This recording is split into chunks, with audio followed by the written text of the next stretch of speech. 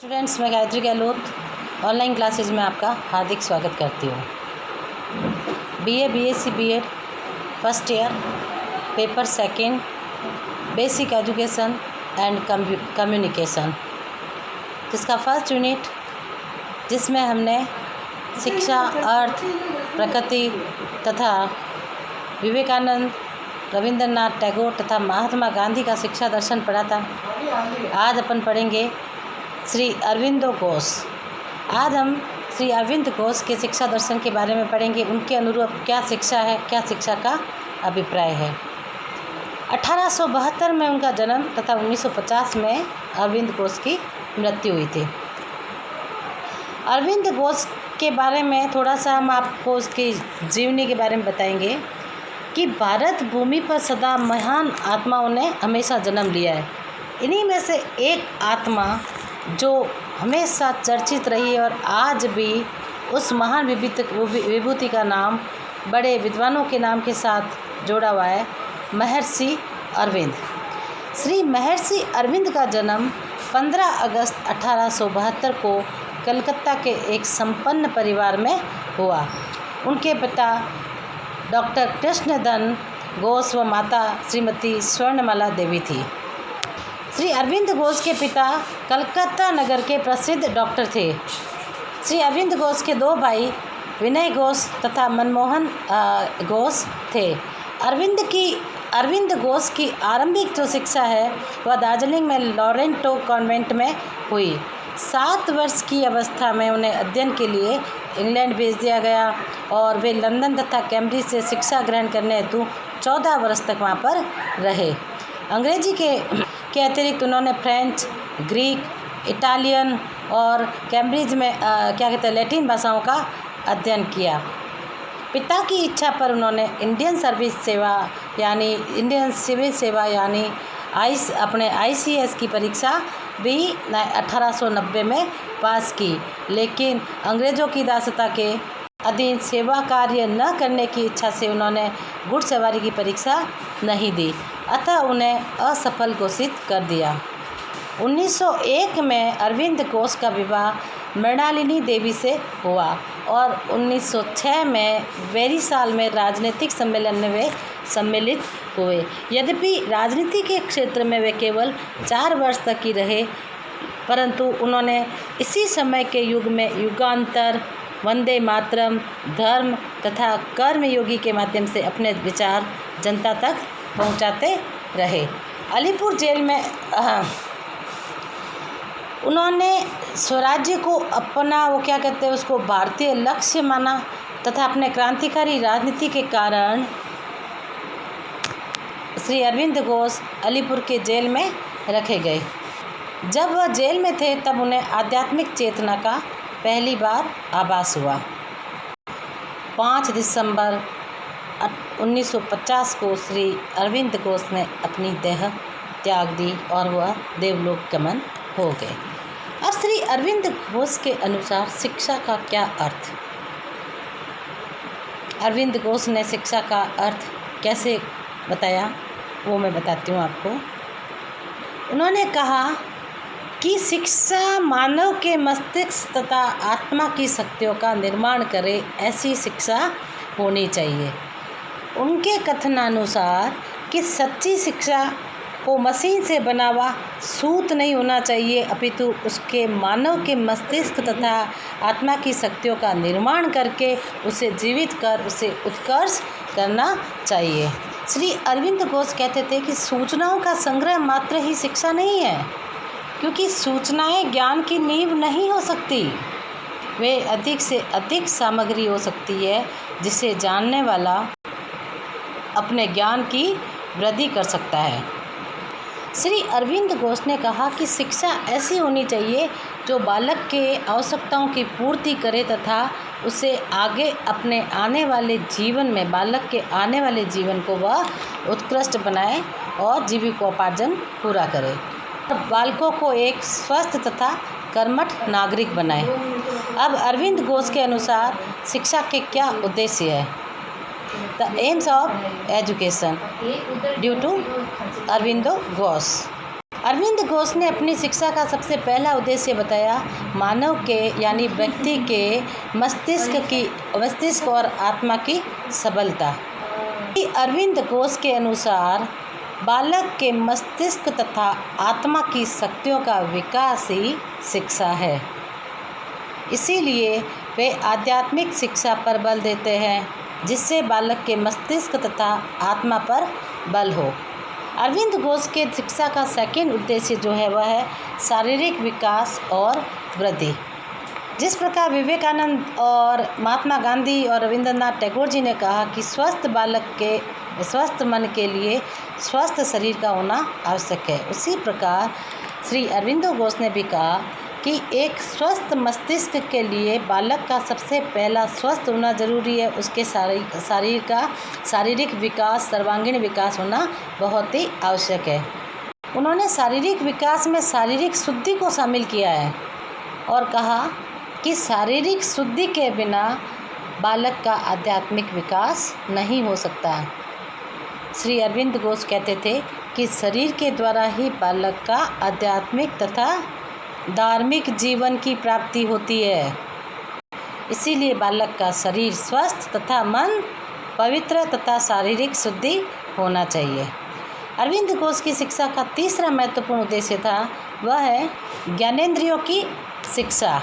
श्री अरविंद घोष ने पांचों इंद्रियों यानी शब्द, स्पर्श, रूप, रस, गंधर्व के प्रशिक्षण पर अत्यधिक बल दिया है। श्री अरविंद घोष ने कहा कि शिक्षक का पहला कर्तव्य है कि बालक के ज्ञानेंद्रियों का उचित परीक्षण बालक को दे, ज्ञानेंद्रियों के प्रशिक्षण यानी उसकी शिक्षा बालक दे ताकि वह अपने ज्ञानेंद्रियों को पूर्ण रूप से उपयोग कर सके। फिर नेक्स्ट जो है अरविंद घोष की शिक्षा का उद्देश्य वह है मानसिक विकास।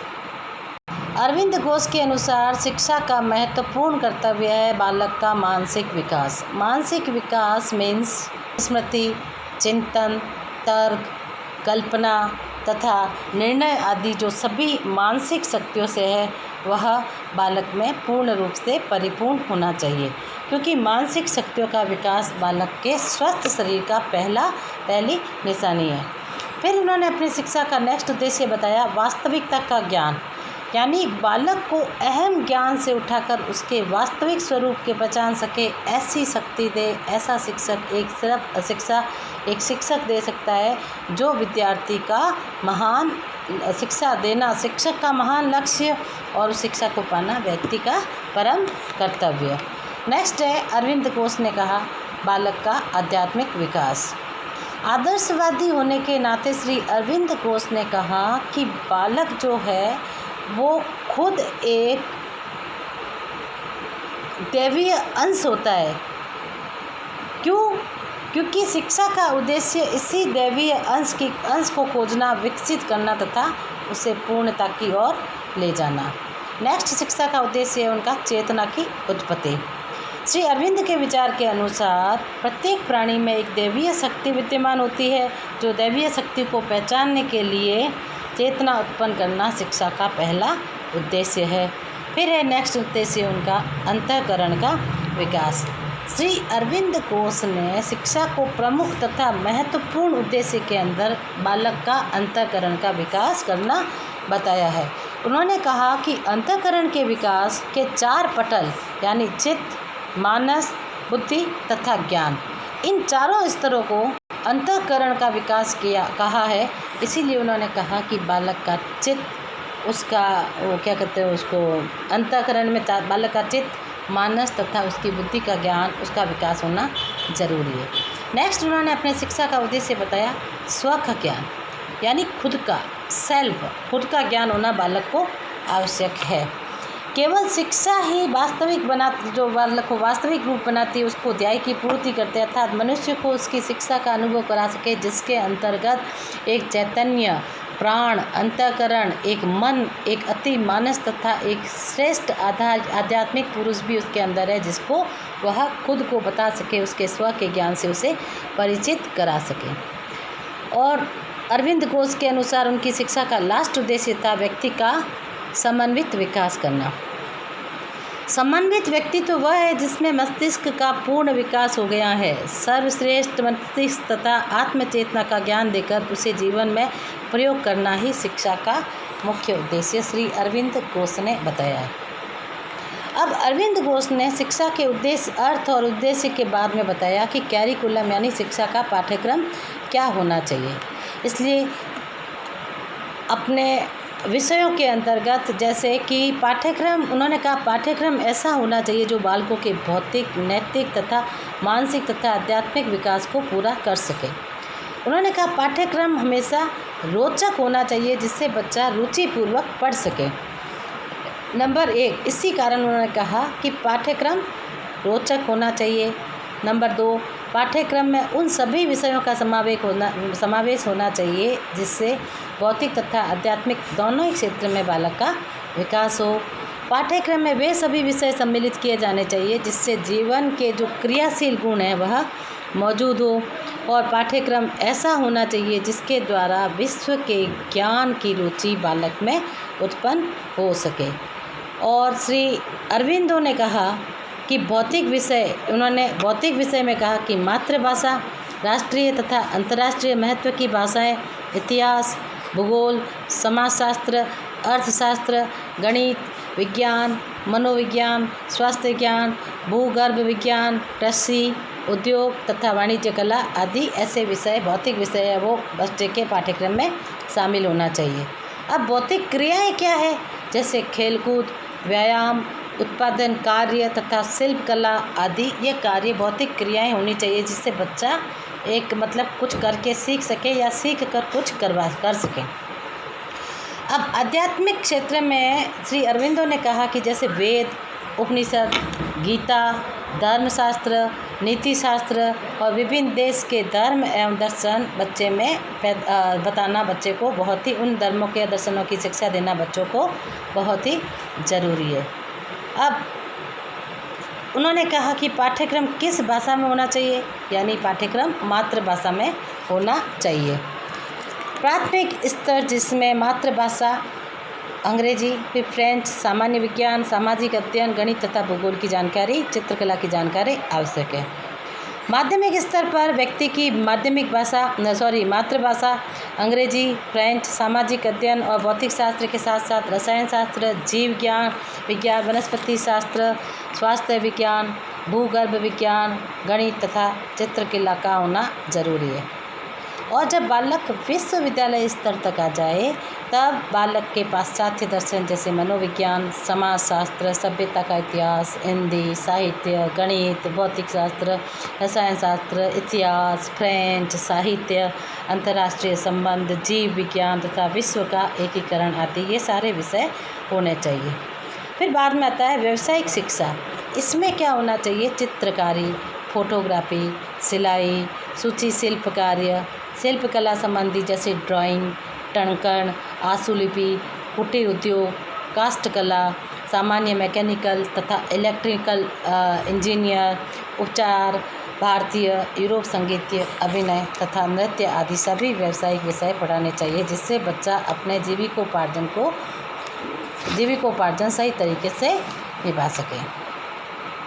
अब शिक्षण की विधियों में श्री अरविंदो घोष ने कहा है कि बालक के पाठ्यक्रम यानी शिक्षा देने का माध्यम सबसे पहले मातृभाषा होना चाहिए और उनके बालक की शक्तियों को विषय की प्रकृति के अनुसार प्रयोग करना चाहिए।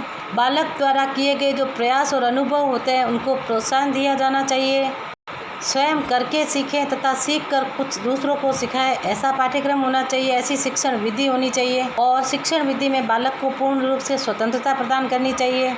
शिक्षण प्रक्रिया में बालक को शिक्षक का सहयोग प्रदान होना चाहिए। शिक्षक को हमेशा बालक के साथ प्रेम तथा सहानुभूतिपूर्वक व्यवहार करना चाहिए और बालक की रुचियों का ध्यान शिक्षक को हमेशा ध्यान रखना चाहिए कि बालक किस प्रकार कैसी सब्जेक्ट में कैसी रुचि रखता है आदि। अब श्री अरविंदो घोष के अनुसार अनुशासन, उन्होंने कहा कि हमेशा बच्चा अनुशासित रहे। किस प्रकार एक शिक्षक अपने बालक के साथ अनुशासन से उस बच्चे को पढ़ा सके या अपने साथ अच्छा व्यवहार करवा सके। तो बालक को अपनी रुचियों के अनुसार उसे स्वतंत्र रखना चाहिए और शिक्षक को हमेशा बालक के साथ प्रेम, स्वतंत्रता, सहानुभूति तथा सहिष्णुता की भावना रखनी चाहिए, ताकि बच्चा शिक्षक के विचारों के अकॉर्डिंग उसके साथ अनुशासन का व्यवहार करे। कभी भी बच्चे पर इतना कठिन जो दंड का प्रयोग है वो नहीं करना चाहिए, क्योंकि कठिन जो अनुशासन है, दंड है, वो अनुशासन को कायम तो कर सकता है पर वो सदैव के लिए नहीं कर सकता, लेकिन कुछ समय के लिए वह अनुशासित तो रख सकता है बच्चे को, लेकिन बच्चे में जो अनुशासन की भावना होगी वो नहीं आएगी और ज़्यादा देर तक वो अनुशासन कायम नहीं रहेगा। इस प्रकार अनुशासन के मामले में श्री अरविंदो घोष मुक्त अनुशासन के पक्षधर रहे। अब जैसे उन्होंने कहा बालक का स्थान कैसे होना चाहिए, कैसे शिक्षक का स्थान होना चाहिए, उसी तरीके से अनुशासन के साथ शिक्षक का स्थान क्या होना चाहिए। क्योंकि एक शिक्षक होता है जो बालक को उसकी आत्मा के साथ संबंध रख के उसको मार्गदर्शन देके आगे के पथ की ओर अग्रसर करता है, बच्चे को मार्गदर्शन देकर शिक्षक ही आगे बढ़ाता है। इसीलिए उसे अध्यात्म विषय का ज्ञान होना चाहिए, वह उसे योग की क्रिया के दक्ष होना चाहिए, क्योंकि बच्चे को अध्यात्म ज्ञान से उसका नैतिक तथा चारित्रिक विकास एक शिक्षक ही करता है और बच्चे को योग का ज्ञान होने से वह बच्चे को एक योगी बनाता है। श्री अरविंद जो है, उन्होंने अरविंदो घोष ने कहा कि अध्यापक निर्देशक या स्वामी नहीं है, वह सहायक और पथ प्रदर्शक है। उसका कार्य सिर्फ सुझाव देना है, न कि उसका ज्ञान बच्चों के ऊपर लादना या बच्चों के ऊपर उस ज्ञान को थोपना। वह वास्तव में छात्र के जो मस्तिष्क को प्रशिक्षित नहीं करता, छात्र को केवल यह बताता है कि वह अपने ज्ञान के साधनों को किस प्रकार सुदृढ़ रूप से प्रयोग कर सके, किस प्रकार वो अपने अंदर उस चीज़ों को क्या कहते हैं समझ सके, अपना सके। वह छात्र को सीखने की क्रिया में सहायता तथा प्रेरणा देता है। उस प्रेरणा से प्रेरित होकर मोटिवेशन यानी उससे वह प्रेरित होकर छात्र को आगे बढ़ाता है, केवल ज्ञान देता है। जो बालक अपने जो अंदर अंतर्निहित ज्ञान है, जो बालक बाहर नहीं निकाल सकता, उसको मार्गदर्शक करके उस ज्ञान को बाहर निकालने का कार्य शिक्षक करता है। उन्होंने कहा कि ज्ञान कहाँ है और उसको बाहर लाने के लिए किस प्रकार अभ्यस्तरत होना चाहिए, उस चीज़ की शिक्षा देना बालक शिक्षक का कर्तव्य है। अब है श्री अरविंद घोष के अनुसार बालक का स्थान। उन्होंने कहा कि बालक को माता पिता अथवा शिक्षक की इच्छानुसार ढालना आत्मविश्वास और जंगलीपन है। माता पिता की सबसे बड़ी भूल और कोई और कोई नहीं कर सकता जिससे उसके पुत्र के विशिष्ट गुणों, उनकी क्षमताओं तथा विचारों का विकास होगा। प्रकृति को स्वयं अपने धर्म का त्याग करने के लिए बाध्य करना और उसे हानि पहुंचाना, उसके विकास को व्युत्कृत करना और उसकी प्रेरणा को दूषित करना, ये अरविंद घोष नहीं चाहते थे। अब अरविंद घोष के अनुसार शिक्षा के जैसे अर्थ उद्देश्य के बाद में उन्होंने बताया कि बालक का जहाँ से वो शिक्षा ग्रहण करेगा वह स्थान जिसे हम विद्यालय कहते हैं, विद्यालय कैसा होना चाहिए। श्री अरविंद घोष मानते थे कि विद्यालय ऐसा हो जो बालक के अंदर बौद्धिक आध्यात्मिक गुणों का विकास कर सके और विद्यालय का वातावरण विश्व बंधुत्व की भावना से ओतप्रोत होना चाहिए, जिसे क्या कहते हैं बालक अपने विचारों को क्रियान्वित कर सके और बालक अपना पथ प्रदर्शक अच्छी तरीके से जान सके। श्री अरविंदो घोष ने एक आश्रम की स्थापना की जिसे अरविंद आश्रम के नाम से जाना जाता है। उनके यहाँ भौतिक तथा आध्यात्मिक शिक्षा दी जाती थी। वे विभिन्न जाति और धर्म के लोग वहाँ पे पढ़ते थे। उनके लिए संपूर्ण शिक्षा की व्यवस्था उस आश्रम के अंतर्गत थी। श्री अरविंद घोष ने कहा कि प्रत्येक व्यक्ति जिसकी जो जाति, धर्म, रंग तथा वर्ग आदि के बालकों को प्रवेश मिलना चाहिए। किसी प्रकार का भेदभाव तथा छुआछूत की भावना से बिल्कुल रहित था वह, और भेदभाव नहीं करना। बालकों को अपने धर्म, संस्कृति तथा भाषा के अध्ययन के अनुसार वहाँ पे सुविधाएं दी गई थी और विद्यालय में विश्व बंधुत्व की जो भावना है उस भावना से परिपूर्ण पर्यावरण यानी वहाँ का वातावरण रहना चाहिए। इसीलिए अरविंद घोष द्वारा स्थापित जो आश्रम है वह अरविंद आश्रम के नाम से जाना जाता था, जिसके खुद उसके मूलभूत सिद्धांत थे। अब उस आश्रम के शिक्षा के जो आधार या सिद्धांत अपन कह सकते हैं वो क्या थे? वो है नंबर 1 राष्ट्रीय शिक्षा तथा धार्मिक शिक्षा। जैसा कि उन्होंने कहा कि व्यक्ति के शरीर की शुद्धि के लिए आध्यात्मिक ज्ञान होना जरूरी है, जिसके लिए बच्चे को धार्मिक शिक्षा दिया जाना चाहिए, क्योंकि बच्चा जब धार्मिक शिक्षा ग्रहण करेगा तभी उसके चरित्र का, मन का यानी मानसिक विकास संपूर्ण रूप से हो पाएगा। और चरित्र और धार्मिक विकास जो होता है वो कैसे होता है? स्वस्थ शरीर और उसके लिए स्वस्थ मन आवश्यक है। इसीलिए उन्होंने सबसे पहले शारीरिक शुद्धि को महत्व दिया।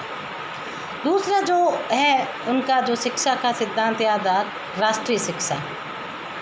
जिस प्रकार श्री विवेकानंद जी ने बताया कि जिस पाठ्यक्रम में देश प्रेम की भावना या जिस विद्यालय में देश प्रेम की शिक्षा नहीं दिया, देश प्रेम की शिक्षा का पाठ्यक्रम ना हो, वह राष्ट्रीय शिक्षा नहीं हो सकती।